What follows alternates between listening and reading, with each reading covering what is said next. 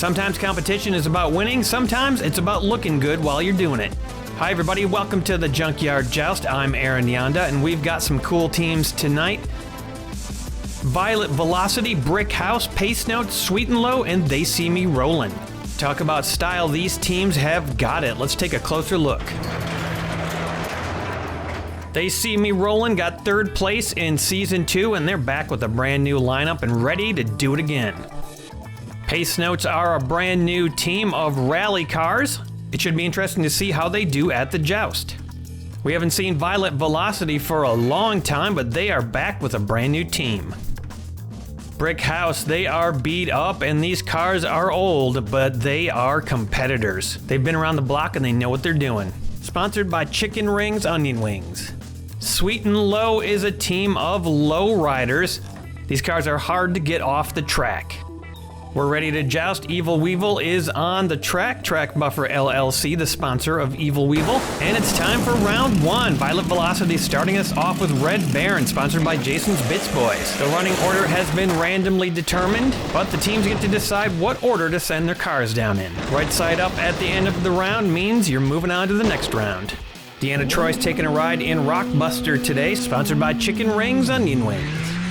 Solid hit by Rockbuster, a little extra risk to the crew of the Enterprise today, and Baby Cookie for that matter, because that shuttle was taken away last episode. So no advanced healing technology if they get into a little scrap on the track today. First up for the Pace Notes, it's Bad Mutter, sponsored by Jelle. Bad Mutter pushes Rockbuster underneath Red Baron, and Red Baron goes up in what an unlikely position, sitting on top of Rockbuster, poised to be thrown off on the next run. Next hit's gonna be a nice big one, 73 Cadillac Coupe de Ville from Sweet and Low, sponsored by Hey Hey's Hatchback Hanger. The Cadillac slams into the line of cars and Red Baron is tossed off sideways. Bad Mutter now in position to be thrown off as well. Next up, it's Speedbox for They See Me Rollin', sponsored by the Miskatonic Automotive Club. And somehow Speedbox bounces off the back of the Cadillac and ends up pointing straight up in the air. Bad Mother is knocked off upside down. Well, Speedbox won't stay in that position for long. Violet Velocity are sending down Synchro, sponsored by Hasty Productions. Speedbox gets whomped by Synchro and shows some nice agility in that recovery, just lands on top of all the line of cars and gets off the track. Great recovery, Speedbox showing some serious promise there. Spider-Man up next for Brick House. This car is beat up, but it didn't hear no bell yet. Spider-Man makes a fairly leisurely roll underneath Synchro and kinda just chucks Synchro off sideways. Ends up being a good result because Synchro might have recovered with a harder hit. Pace Notes are sending down the 71 Nissan Skyline GTR, sponsored by Sicken. The Nissan zooms into place. Rockbuster still somehow staying on top of the track up at the front. Sweet and Low sending down the 64 Chevy Impala, sponsored by TJG. The Impala slams into the line, and we got a backed up line here. Rockbuster not wanting to move up front, and nobody else getting dislodged. Here comes Formula Street, sponsored by Judy Collins.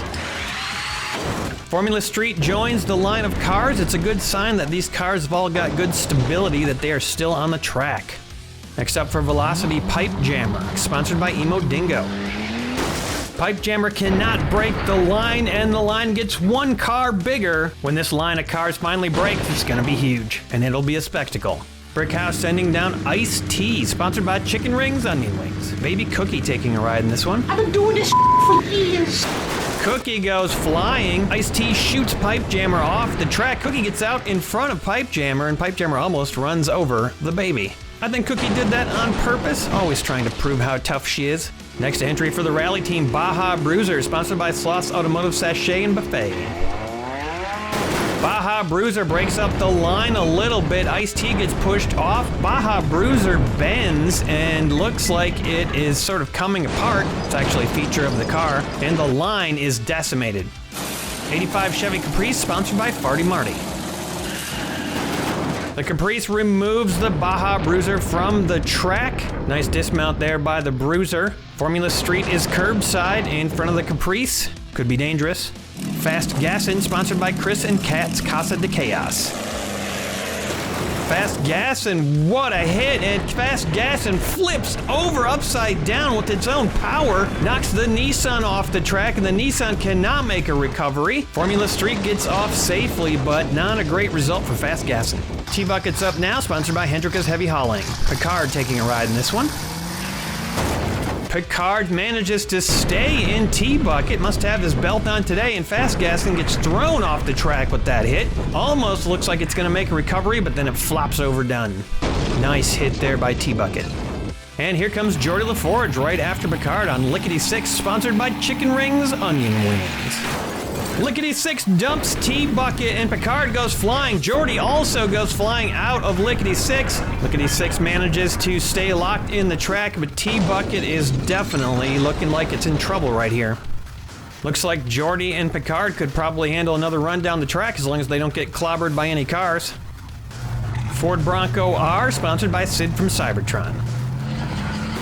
The Bronco forces Lickety 6 under the Caprice. The Caprice almost gets flipped but manages to stay alive. Sliding along the Impala, its teammate. Lickety 6 getting some good undercutting here.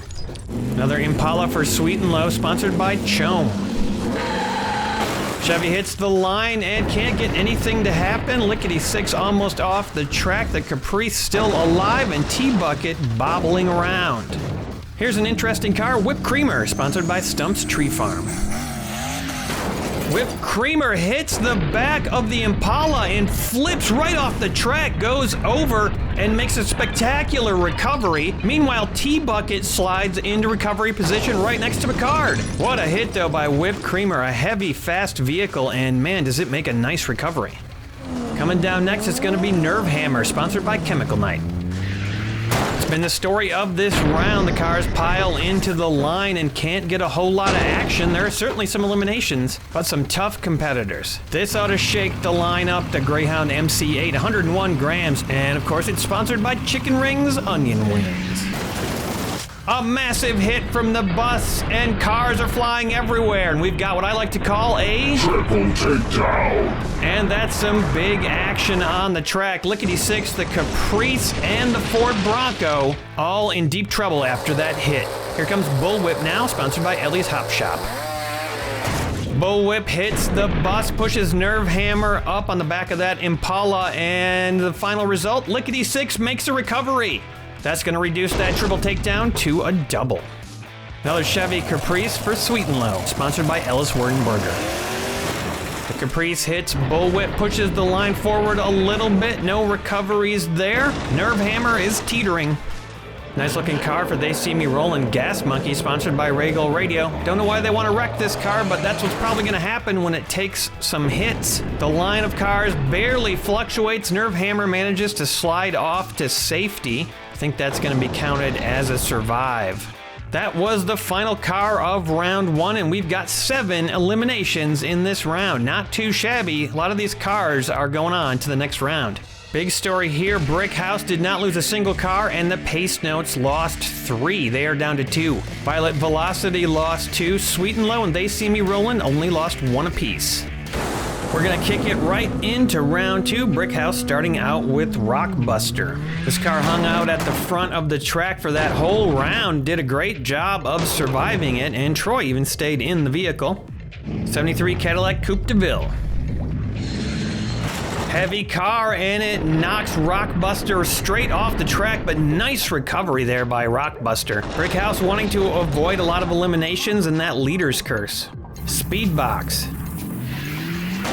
Speedbox hits the Cadillac, and I don't even know what that was. Oh, it was a big bounce up, and then the Cadillac came back and knocked Speedbox backwards. Speedbox recovers, though, and goes curbside. Picard's ready for another run in T-Bucket.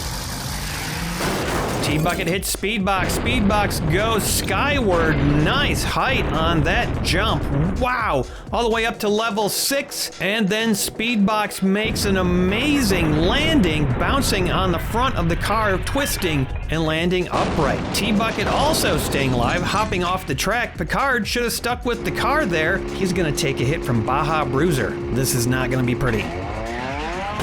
Baja Bruiser runs right over the captain of the Starship Enterprise. He gets flown into the crates. Oof, boy, it doesn't look good for Picard right now. He's definitely going to need some help after this round. And Baja Bruiser also not looking good for that vehicle. Upside down. Here comes Cookie in Iced Tea. You get the hell out the way! Iced Tea slaps the back of that caddy, but the caddy will not get off the track. Cookie, however, gets off the track and flips over and over and over. Man, she's got to be dizzy after that hit. Don't got no sense of balance! Chevy Impala. Impala hits Iced Tea and flips Iced Tea up by the Cadillac, and then takes a little hike back down the track. Here comes Whipped Creamer for They See Me Rolling. Whipped Creamer hits the Impala, but then just gets off the track yet again, lands right side up. A great strategy if you can pull it off. Now Whipped Creamer is looking pretty safe. Here comes Pipe Jammer. Pipe Jammer cannot move that Impala and backs down the track. The Impala's got its hood up, but it is looking nice and solid up there at the front. Pace Notes are in trouble right now. Bullwhip's got to stay alive. And if the Impala's not going to move, then Bullwhip will just push Pipe Jammer up on top of the car. And there he sits, perched precariously. Spider-Man's going to try to knock him down.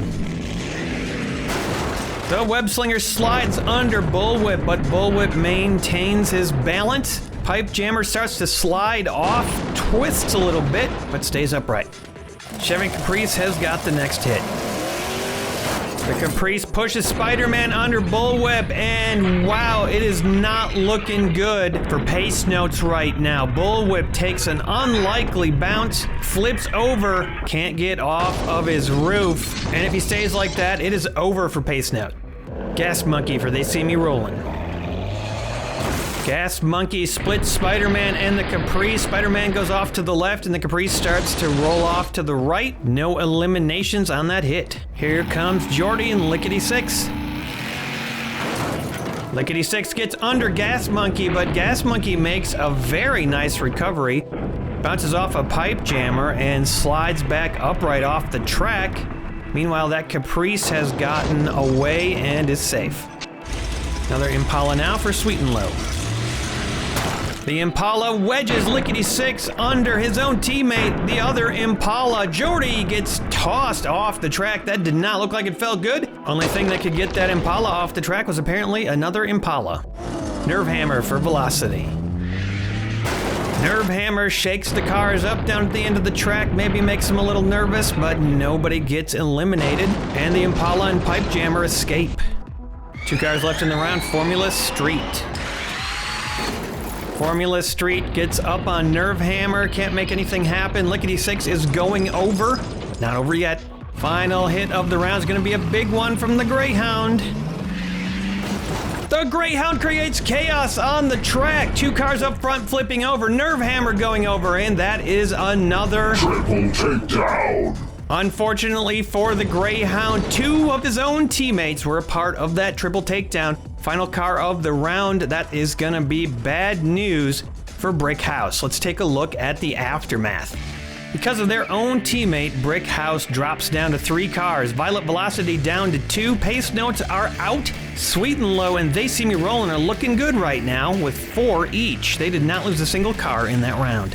Picard and Jordy took a nasty knock in that round, but looks like Cookie is on the scene, gonna try to help them with modern medicine as best she can till that shuttle gets back. I don't think they'll be going down again in this match. Them scrimps didn't know what hit them. Speeding forward into round 3, Sweet and Low will start us off with the Cadillac Coupe de Ville. Coupe de Ville slides into place. The running order is up. We are down 1 team. We lose 1 more team, and this match is over. The 3 winners move on to the main event. Right now, Sweet and Low and They See Me Rolling are looking pretty good. Speedbox. Speedbox bumps the caddy up towards the front of the line and stays on the track, right side up this time instead of facing up in the air. Rockbuster and Troy still holding on. Rockbuster slams into Speedbox and solidifies the line of cars. Stay tuned at the end of the video if you'd like to know more about what goes into making an episode of Junkyard Joust. Picard was not feeling up for another run down in T-Bucket, so T-Bucket will go it alone. T-Bucket pushes into Rockbuster and pushes it up in the air. Speedbox yet again getting into a strange predicament on the track. Rockbuster slowly sliding down, and there is Troy hanging out the top of that in a very precarious position. This next hit should be interesting. 87 Chevy Caprice for Sweet and Low. Solid smash by the Caprice, and look at this. Rockbuster is tossed upright again. Troy drives right off the track. Speedbox, on the other hand, flipped upside down and does not make a recovery. The opposite position of how they were on the track. Here comes Whipped Creamer, fast car. A nasty hit by Whipped Creamer, tosses T-Bucket off the track, goes up on the top of the Caprice just to push T-Bucket off upside down. Wow, that was a wicked hit. And T-Bucket almost makes a recovery, struggles, and can't quite make it over. Spider-Man for Brick House. Spider-Man tries to get under Whipped Creamer, can't quite do it. Whipped Creamer hangs on and stays on the track. Right now, the last hope for Violet Velocity, it's Pipe Jammer. Pipe Jammer hits Spider-Man, tries to escape the track, can't quite make it off, might regret that. Whipped Creamer backs completely off the track for another nice survive, and Spider-Man also in danger here. 64 Chevy Impala. Impala takes its chance and rocks Pipe Jammer, but look at this. Spider-Man pushed into T-Bucket, and T-Bucket turns upright and has just saved Violet Velocity from being out of this match. Lucky turn of events there for Velocity. Formula Street. Formula Street speeds into the line of Sweet and Low cars, but they are not moving. Sweet and Low will not get off the track. None of their cars off right now. Maybe this Greyhound will help for Brick House. Let's see what happens. Another massive hit from the Greyhound, but the Greyhound flips up, hits the track, and in a weird bounce turns sideways. Meanwhile, both of the cars that it knocked off the track make recoveries. Unbelievable. 63 Chevy Impala. The Impala hits the Greyhound bus and just slides it farther down the track. Brick House got to be pretty torn up right now that that bus was flipped over so easily. Gas Monkey, final car of the round.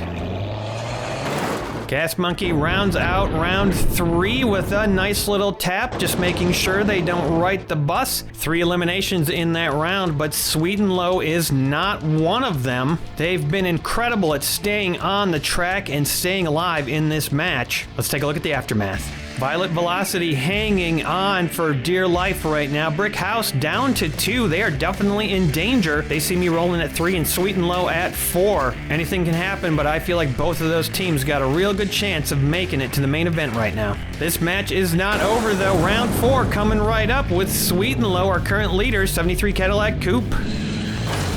Right now, Brick House and Violet Velocity in the most danger in this match. They see me rolling, gonna try to take out that Cadillac with Whipped Creamer.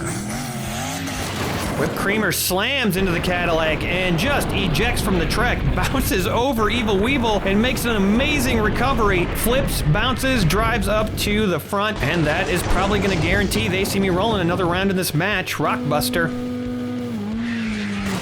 Rockbuster, oh, a rough hit right there off the back of the caddy. Rockbuster flips over. Doesn't mean it's over yet if you look at what happened last round.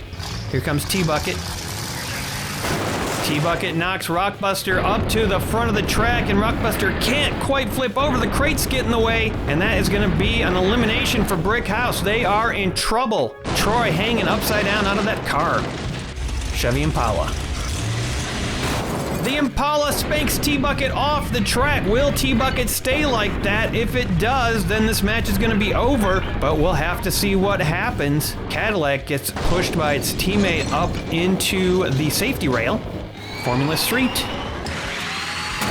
Formula Street pushes the Impala into the caddy. They're getting shoved around pretty good right now. Here comes the Spider-Man.